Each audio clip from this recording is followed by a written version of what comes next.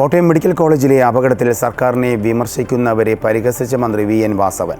ഒരു അപകടമുണ്ടായാൽ ആ വകുപ്പിലെ മന്ത്രി രാജിവയ്ക്കണോ എന്നും ആരോഗ്യമന്ത്രി വന്ന് ഉരുട്ടിയിട്ടതാണോ കെട്ടിടമെന്നും മന്ത്രി പരിഹസിച്ചു. റോഡ് അപകടമുണ്ടായാൽ ഗതാഗത വകുപ്പ് മന്ത്രി രാജിവയ്ക്കണോ, വിമാന അപകടമുണ്ടായാൽ പ്രധാനമന്ത്രി രാജിവയ്ക്കണമെന്നാണോ എന്നും മന്ത്രി ചോദിച്ചു. ക്രിക്കറ്റ് താരങ്ങൾക്കുള്ള സ്വീകരണം ആ 11 പേര് മരിച്ചിട്ടില്ല. അതൊരുക്കിയ ഏതെങ്കിലും മന്ത്രി രാജിവെക്കണോ പറയുകയോ ആവശ്യപ്പെടുകയോ ചെയ്യുകയോ ചെയ്യുന്നു. വിമാനം പ്രധാനമന്ത്രി രാജിവെക്കണമെന്നാണ്.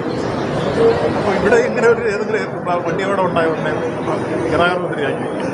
പിന്നെ ആരോഗ്യമന്ത്രി വന്ന് കിട്ടിയിട്ടോ അത്തരത്തിൽ ഉണ്ടായ സംഭവം നിർഭാഗ്യകരമാണ്.